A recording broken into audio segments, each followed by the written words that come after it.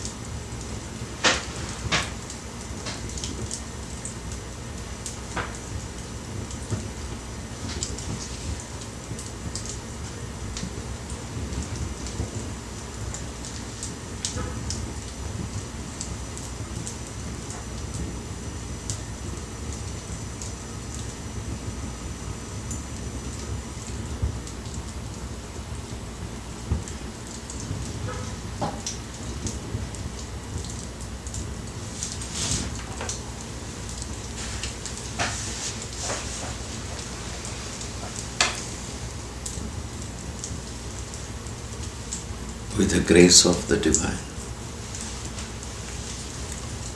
we are here.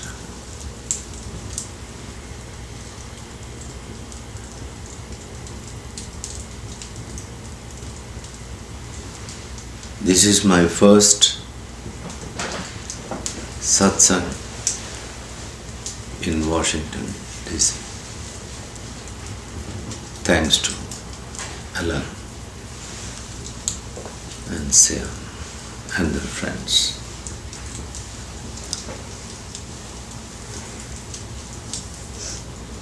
Even though I started my US tour on 26th October from New York City, I traveled Michigan and then Joplin, Missouri, Chicago, Illinois, Springfield, and other Springfields also, Arkansas, Kansas City.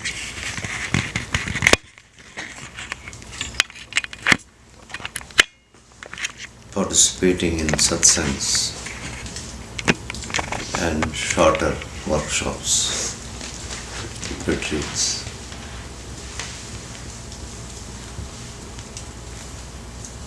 On Sunday, I'm flying back to India.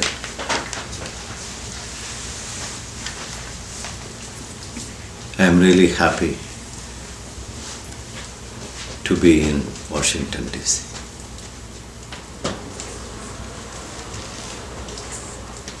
I feel more than small villages and towns, cities are in need of such spiritual help. This is my understanding.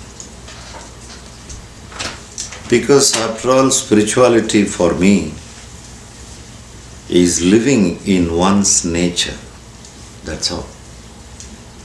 The villagers are already the case. They are in their nature. They have not deviated from themselves. They are absolutely in their heart. I was born in a very remote village down south of India. I really enjoyed my childhood very much with their virgin village people. It's marvelous. No. I feel it is a blessing for me Still my village is not corrupted by mind. They are still living in the same way. I used to go every year, at least 3-4 days, to visit my native town in South India.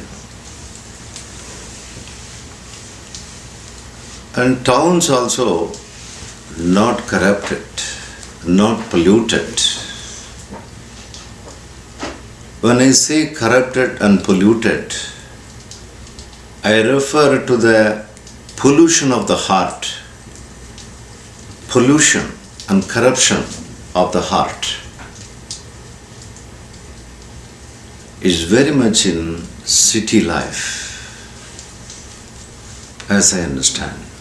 I do visit big cities inside India as well as outside India. I have visited Berlin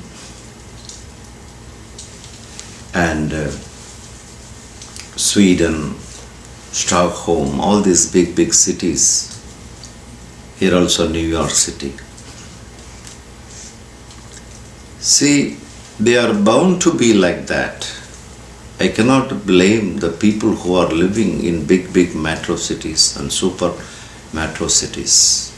They are bound to be like that because the environment is such,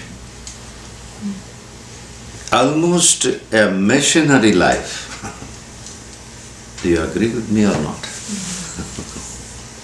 A machinery life, machine-like.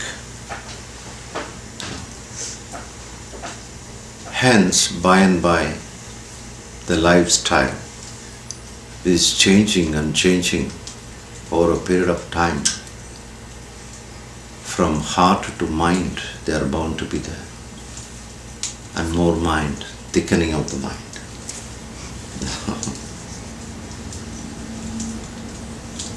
For me, spirituality is nothing but bring the person from head to heart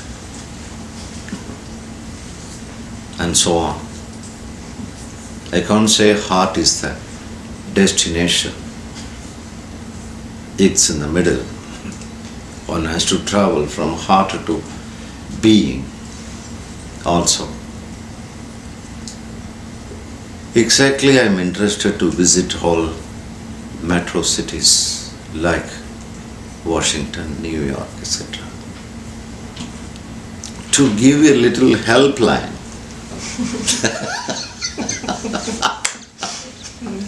They need a little help, a first aid help.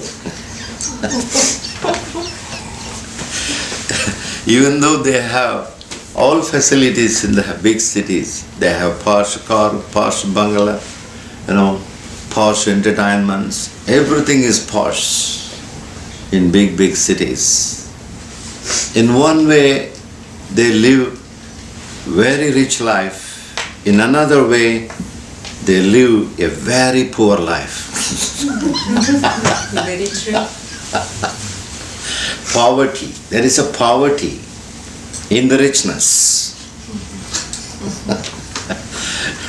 Material-wise, they are so luxurious, richest, but heart-wise, poverty. I think we have to balance this. I am not against money. I am not against posh way of living. One can live it. For that only the existence has created so much of abundance around us. The nature is created for abundance. One can enjoy. At the same time, one should not be at the cost of our heart, or love, or peace, or silence, or happiness. Another very pathetic situation, because of lack of spiritual knowledge, many people, they have an idea that money will bring happiness, luxury will bring peacefulness and silence and joy. in life. For me, it is absolutely an unrealistic idea. Unrealistic.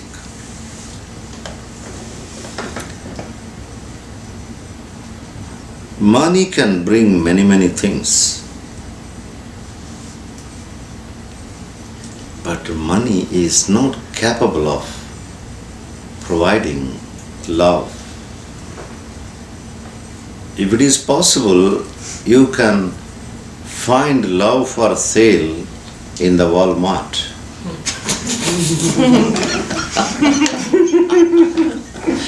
I visited almost 10 or 15 branches of Walmart in these 50 days. Because everywhere that is only existing. If you want to buy anything. I searched and searched in any of the branches of Walmart, is there any board like love is for sale? There was no such board available. There are thousands and thousands of commodities available. Products are available in Walmart. Except love. Except peace. Except happiness. If money can able to give happiness and peace and silence and harmony, etc., the world's richest people must be so. It's not so. You just look into the richest people, top 10 people of America, of any country. But when you look at them, they are the most saddest people on the earth.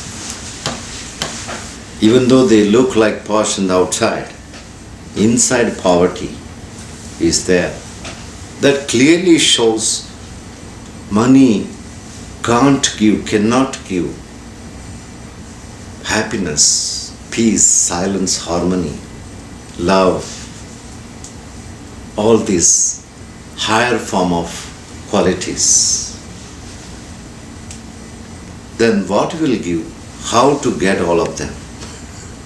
What is the secret? We are here exactly to find out. To become rich. Rich in having a richest car, richest bungalow, and richest heart too. And rich in love, rich in silence, rich in peace, rich in harmony. Isn't it? How to find out?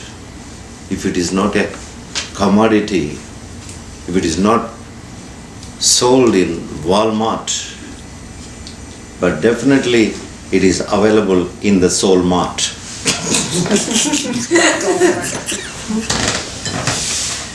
I call every yoga center or a meditation center, I have given a new name after coming to America. It's a Soul Mart.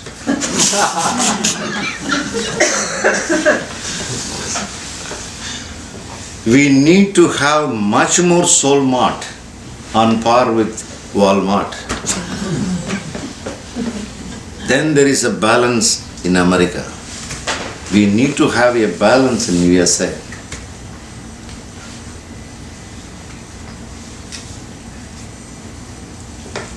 This is a Soul Mart.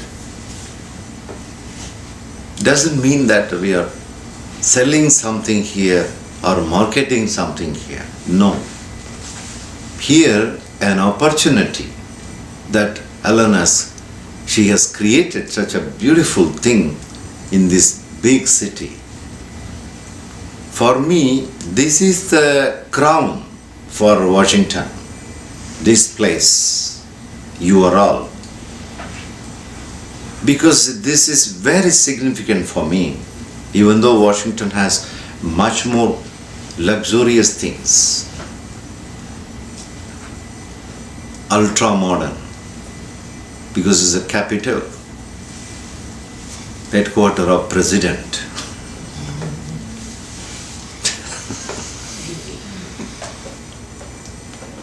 That is for a political, social purposes, all right.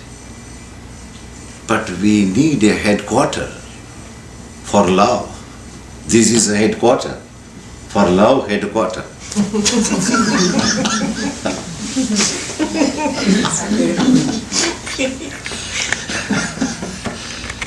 That is why existence is creating masters like me. Why existence has to create so many spiritual teachers and masters? It's a never-ending process happening. Down the ages of 10,000 years, masters have been created and created and created by the existence. Spiritual teachers and guides. No one can stop it. Because existence is always balancing the whole cosmos. That's why whenever something material development is going on, parallelly a spiritual development is also going on. It's always balanced. That's why this gathering happening here. To balance Washington.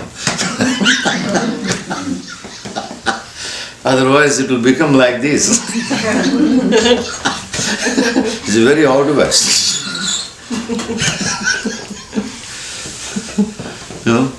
The people of Washington should have money as well as love together. Then there is a completion. The totality is possible.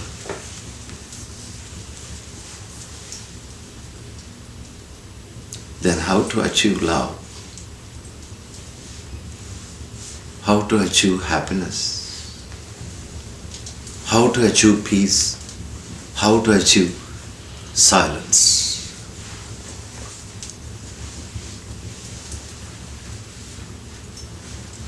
When we were eating, I was talking to Sian. He referred me that he learned something, Ashtanga Yoga. He also expressed that he likes it very much.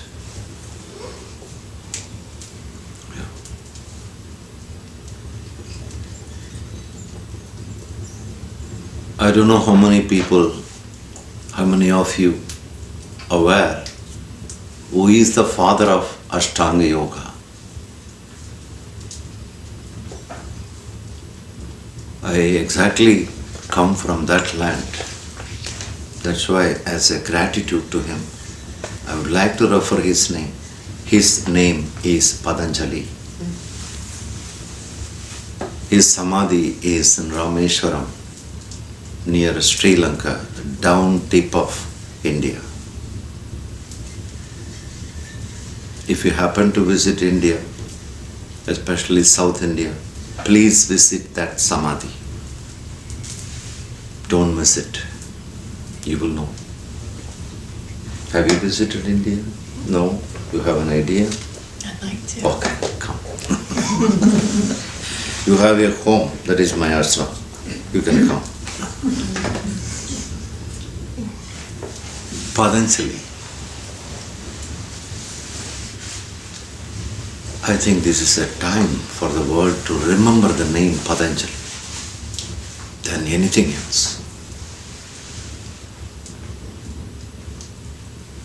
Some hundreds and hundreds of years before he appeared on the earth and dedicated his whole life for only one purpose: how to achieve love, how to achieve harmony, how to achieve unconditional love, how to achieve pure silence. He worked on it very beautifully.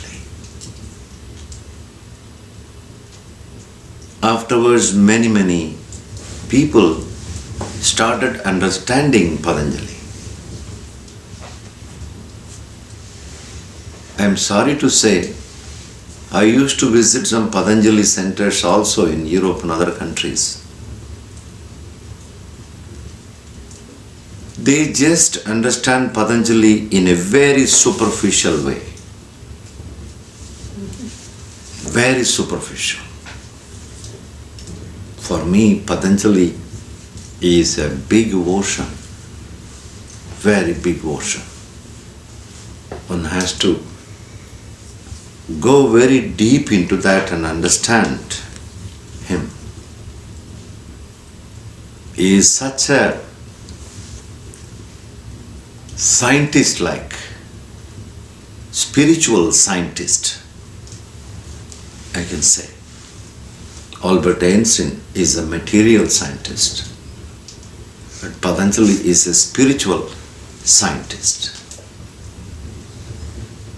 There is nothing beyond his research one can find out about a human mind. He dedicated his whole life, what is mind, how the mind is functioning, what are all the components of mind, how the mind is functioning day and night, how it is managing the past and the future thoughts, how the mind is creating the fear and the worries and frustration and anxieties, etc. It gone very deep into that. I don't think so. Anybody else has gone so deep like Patanjali. You know, in olden days, especially in countries like India, they go very deep into their samadhi. How many of you heard about the word samadhi? Oh, okay, because you studied Ashtanga Yoga. This word should be a mantra word to the world. One must know what is samadhi.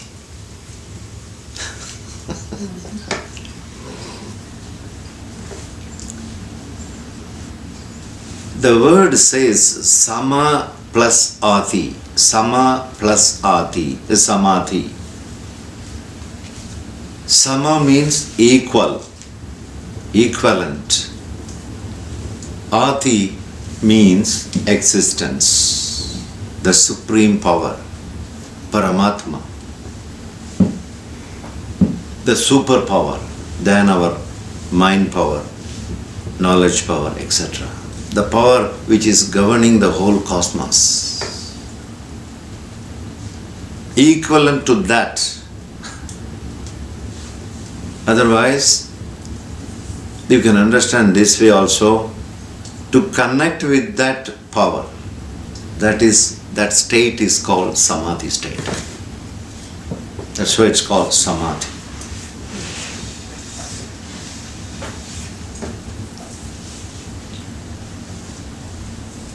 Why to connect that power?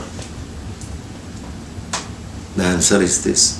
The moment one connects to that power, one knows what is unconditional love. Not before that.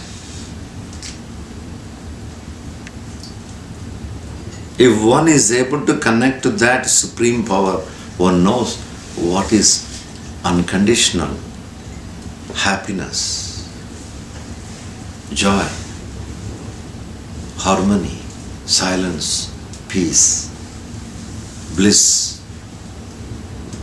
This is what everyone is searching in the world. As I observed deeply,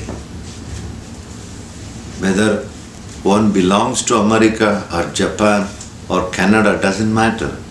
The search is the same. They are all seeking only one stuff, not different stuffs.